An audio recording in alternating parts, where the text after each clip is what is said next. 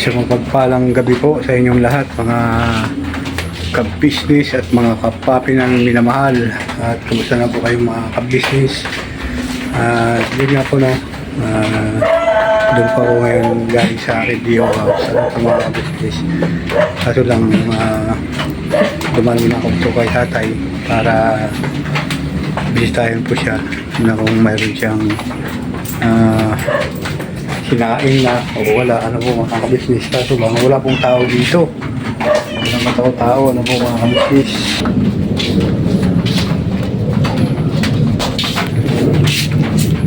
Kaya nangyari dito, bakit walang tao? Ano po business? Ayun nga, at mayroong simento sa tayo dito. Yan po mga business, siguro balak na naman siguro niya mag flooring, ano po mga business. Kaya bumili po siya ng simento. So yun nga po na mga kapapi, mga business. At titingnan ko daw po yung kung tama yung kanilang wiring sa bahay, ano po mga business. So yun, at pupunta po ako ngayon ng Sampaguita, ano po mga kabisnis. Kung kayong umalis mga kapapi, mga kabisnis na babalikan ko po kayo mga kabisnis. Ngayon po ng mga kabisnis po tayo, hindi ko na sasakay. Saan tayo tayo? Nag-agigid ng tubig. Sana. Malalim ng tubig daw eh. Yan, palalim nga eh. Tapos nagkati ng tubig dyan. Ayun. Tinawa ko lang na lakad, siyempre. Mabigat kung ganun ang dala ko. Ayun nga po ng mga business. Eh, paano yun?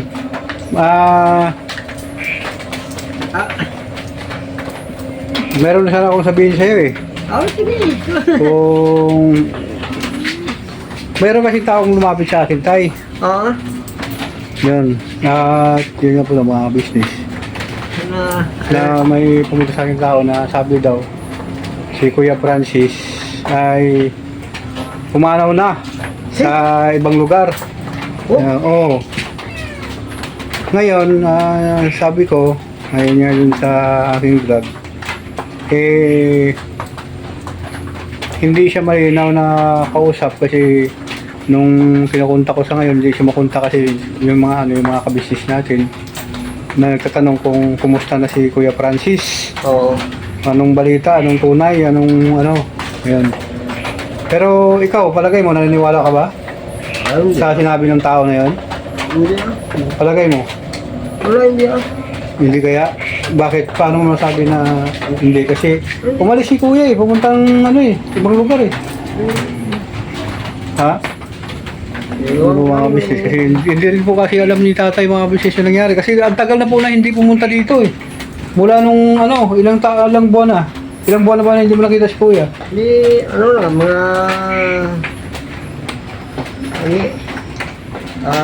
June, July, August na yun Oo. Yan, June, July, August, 3 buwan. Oo. Ayun nga po mga business, hindi mo si tatay nagulat doon sa pangyari kaya Hindi na kami nag-usap. Hindi na kayo nakita. Kahit sila ni Perlin, hindi nga alam to.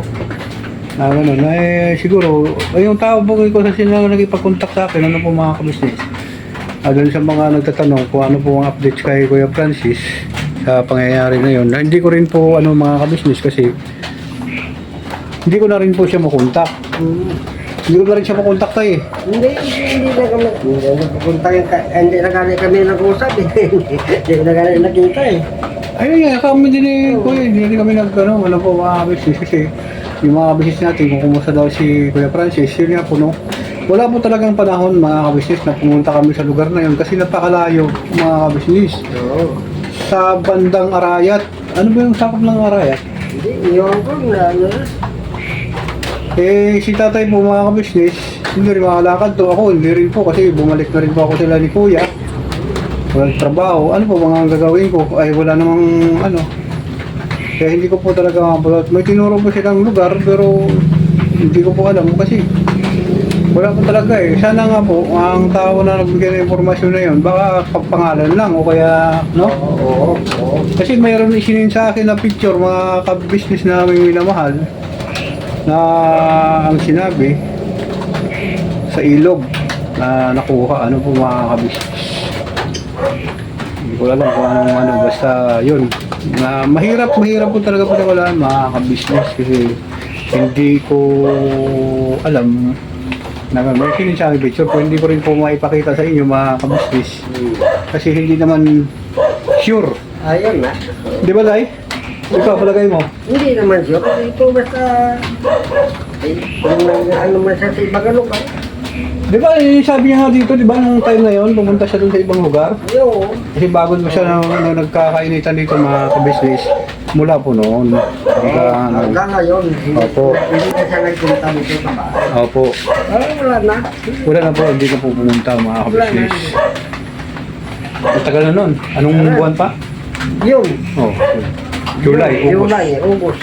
3 buwan na po mga ka-business. Wala na.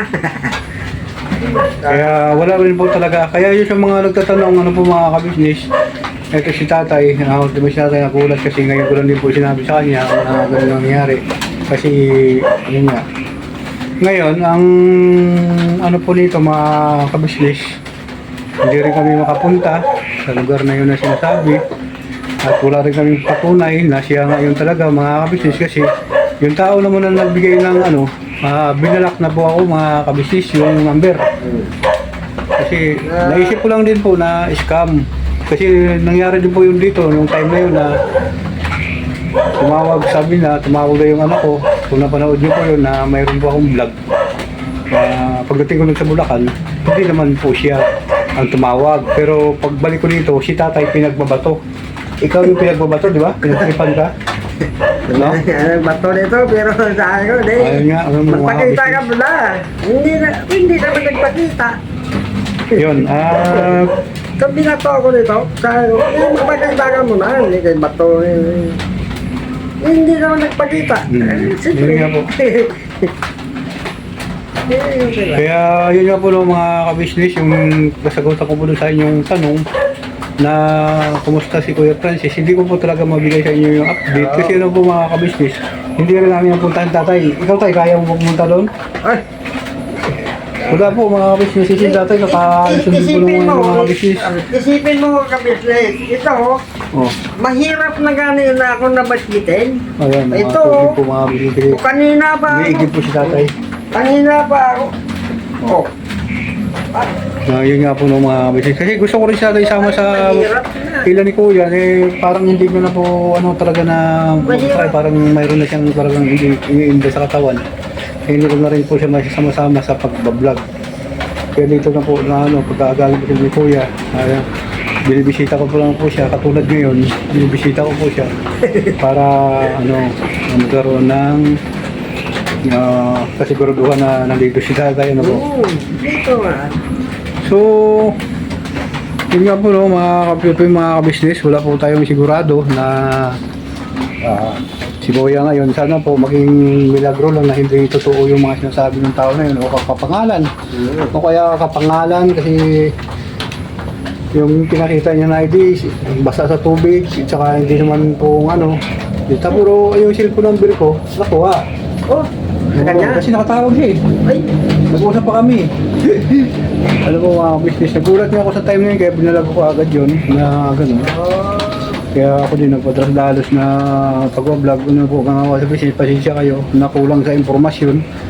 Dahil kung halimbawa po kasi na mayroon nakakilala talaga na gusto, eh, siyempre, di ba, nasa magbibigay ng informasyon. Pero wala naman po mga business, wala namang tumatawag sa akin na ganito, ganun, dapat nag-message na yun sa ilan ni Kuya, ganun. Di ba? Na ganito yung tao, ganun. Wala naman po eh. Naghihintay na rin po ako ng oras o panahon na ganun mga business. Kaya nga siguro, baka hindi ko lang po alam kasi yung tao na kausap ko mga ka-business, sabi niya, bigyan mo ako ng pamasahe pabalik doon para, sabi niya, i-clear ko yung yung humihingi po ng 4,000 pesos. Ano po mga ka-business? wow, mo mga bigyan. Ha? Hindi, paano ibigay ko? Wala akong pira. Kasi yun ang kagad yung bungad niya. Babalikin niya doon, wala pa mga business. Kaya nga, sa isip ko agad, sabi ko parang hindi ito magandang ano lang tao. Kaya pasensya na po kayo mga ka-business kung na-vlog ko kaagad yun na gano'n. Kasi napadala din po ako sa akin ng dami. Patawad na po sa inyo mga ka-business, pasensya. Pero kung halimbawa po na gano'n ang mangyari, wala po tayong magagawa mga kabisnes kasi hindi po talaga namin ni tatay masikaso mga kabisnes namin minamahal, di ba tayo?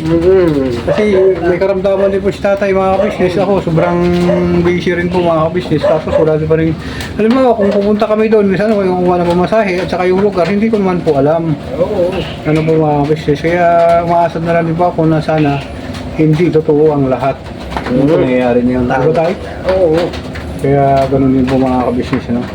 Ayun, yun na po mga kabisnes na sagot ko na sana yung inyong katanungan. At yun, hindi ba si, ano, ayun sila yung Perli. Ano ba sa ka Perli? Saan ka galing Perli? Uy! Yun nga po no, mga kabisnes. Ano nangyari? Basta! Oo. Oo. Ayan po mga kabisnes, balikan ko po kayo. Kaya! Ayun mga kabisnes, balik tayo. Ayun! Ano? Kagabi lang kami umalis. Dalawang araw na kita tayo. Ayan. Ay, Perli, Yeah. ha? Hindi nga. Ano kainin natin to? Inom lang ka tubig, ayos na! Hindi pumunta siguro ng libo ko eh. Mali ko. Kaya, Inom lang tubig, dala ko tubig eh. magano tayo. Siyempre, sayang na tayo mga kapatid. Para, wala naman yung trabigas natin. Ha? Ano kung kain natin, wala man tayo dito. Pabili tayo ng mga. So, yun nga po ng mga kabisnes, sana na sagot ko na yung tanungan. Yan po ng mga kabisnes break tayo. At saka si Perli po kasi, tatanungin ko lang kung ano. Kapag alam mo, Perli, anong balita kay Tita mo Francis? Wala po kung balita na wala. Niya. Anong alam mo lang doon sa ano? Pero alam mo na pumunta sa ibang lugar. Oo. Malayo. Malayo daw po. Yung balita po sa mga nakakilala po sa kayo. Pero alam mo ba na may may masamang nangyari sa kanya? Hindi ko po alam. Yun nga po no, balita dun sa ano na ano. Willing ka ba na sumama sa akin? Hanapin natin sila kahit na maglakad tayo pupunta doon. Eh paano po yan? May maliit po ako. Eh saan naman tayo kukuha ng pang ano natin? Eh may maliit po ako, di ba? Ay nga po ng mga Paano po ba yun?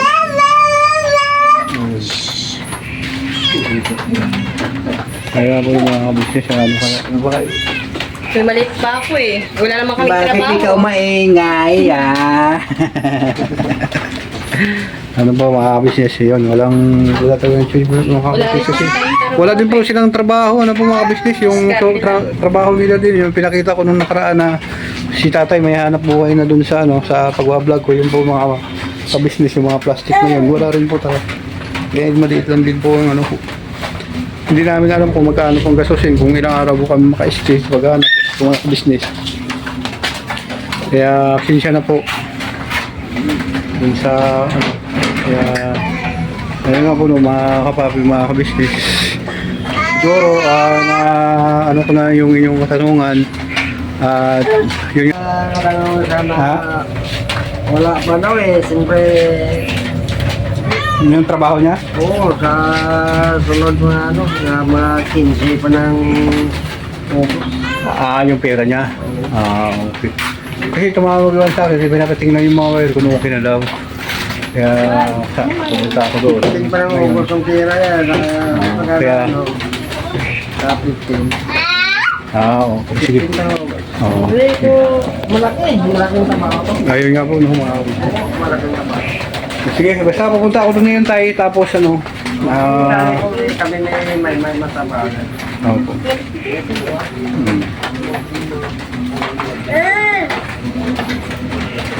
Ayun nga po ng mga kapapi, mga ka-business. Huwag po kayong umalis. Babalikan po kayo mga ka-business sa amin. Mga kapapi, mga balik tayo. Yan, kumakain na po si tatay, mga ka-business. Tay, ano wala mo? Hipon. Tanong. Ay po na po. Ayaw po mga bisis oh. Kasi ano, Hello po. Curly. Hello po mga guys. Ayaw po na mga kapapo, mga kapisis na mga pangyari dito. At napakalakas ng ulan ngayon, ano Curly? Nabagpo ako. May bagyo ba? Nabagpo Ibig ako. sabihin bukas wala pasok. Baka walang bago. Ano Ayaw ba po mga kayo? business. Wala po, hindi naman ano po mga business. Ayun. So, tay, punta ng Sampaguita kasi nagtatanong dun si LBD na ano yung wiring niya. Ano? Dito naman tay, kumain ka na eh. Ano? Ano Berle? Berle. Ay, sige, ingat po to. Sige, tay, dito tayo ah. So, babalik. Ingat po. Babalikan ko rin sa kayo bukas. Ano ba niya? Ayun. Sige Berle, ingat kayo dito Berle. Mga ka-business namin minamahal. Babalik po ako. Ayun nga po no, mga papi, mga ka-business, gabing-gabi na. At malapit na po tayo sa aking pupuntahan na po mga ka-business. Thank you very much po sa inyong pagsama sa simpleng vlog na ito mga ka-business. At maraming salamat sa pagmamahal sa ka-business official, Papa Dins TV, Mrs. Kibi official at pamilya ka-business. Thank you very much po. At dyan nga po doon sa ating mga kababayan sa iba yung dagat. Yan po sila ni Ma'am Telma Payupay. Yun, shout out sa iyo Ma'am. Ingat ka palagi. Ma'am Jocelyn Torres, Ma'am Sopronia Atensa at Nati Valdez. Ma'am Nati Valdez. Ma'am, ingat po kayo at lagi po tayo manalangin sa araw-araw para igabay po tayo ng ating Panginoon. At siyempre po nandiyan po si Secret File 143 Secret File. Ayan po ng mga kabisnes namin minamahal. Hanggang dito na lang po ang simpleng vlog nito. At never say goodbye. Tomorrow is another day. Birabanat lang po tayo mga kabisnes namin minamahal. Wala po tayong wala. Nangalulo po mga kabisnes. Nagwa-vlog kasi ako. May tinulungan kasi ako kanina dyan. Saan? Dyan na ano na Ay, yung nawala ng malay. Yun dyan kanina. Yung kutse? Oo. Ano nangyari yun? Nakakotse tapos yung tricycle kasi nawala siya ng hininga. Yung dalawa sila magkasabay. Eh, yung naka-tricycle, Walang nabangga yun? hindi nabangga yun. Nawala ng hininga tapos walang pumapansin. Ay, iba yung kutse niya kanina. Naka-tricycle yung sa dalawa sila eh. Yung sa yung nakakotse, may tumulong doon kaya di ako lumapit. Yung naka-tricycle dito kanina. Ay, dito? Oo, yun din sa may ano natin. Alas mga kasamaan. Yung kutse, durog yung harap ah. Kaya nga eh. Ano nangyari yun? Mas buti walang tao doon. Walang tao. Kaya nga siguro yung tao na yun hinimatay kasi matik siya ano, hagit. Hindi ko lang alam kung anong dahilan kasi oo, yun din kanina. Galing ako dun sa mga kapatid kong kagwang na ano, naglakad lang ako kasi wala akong motor. Nakita ko yun, may kutse na. Oo. Ay, hindi nawawalan ng tao doon eh. Oh, yun nga, doon sila nakapokus lahat siguro eh. Kaya hindi na napansin yung naka-tricycle na wala nang hininga. Baka nataka na ano siguro yun. Parang sumadsad din sa dito. Kasi doon, istampay ng tao doon eh. Ha? Istampay ng tao. Oo, yun nga eh. Istambayan ng mga tao. Wala, walang tao. Walang tao, yun. Oo. Ayun na nga. Ayun, at saka ano, nagwa-vlog ko mga tao, walang ano. Sabi ko, tulungan ko muna yun. Para, ano doon, dinala ko sa ospital. Natakot siguro. Ha? Open-minded. Oh, ano sila, magkasalubong sila, magka-counter eh. Parang nahagip din yata siya, hindi ko lang alam kasi bitin yung tiger niya, hindi ko lang alam din kung kasi galing ako doon, naglakad lang ako, wala akong, oh yun, durog no? Buti hindi siya na ano. Bata pa daw yung driver na yun. Ha? Bata pa. Bata pa nga eh, yun nga eh, bata pa yung driver na yun. Nakahiglet. Ha? Nakatulog. Baka nga siguro. Walang naka-stampay yung mga tao. Ayun nga, ayun. Doon sila lahat nakapokus doon sa kotse, kaya nga yun, hindi na napansin nakaparin Stampay ng mga tao, mga estudyante dyan eh. Oo. Dahil Yun lang nga. wala. Wala, buti nga kamo, wala talagang tao. Ayun, napakaswerte. May tao, Oo. patay. Ayun. Una yung pagtulong, ano po, mga business. Dinala ko sa hospital, kanina pa yon. Ngayon lang ako uli nakabalik. Kasi iniiwan ko to sa kaibigan ko para... Sige, lakay. Dito muna ako. Ito na mga kabisnes. Nakita rin pala ni Kuya kanina yung pangyayari.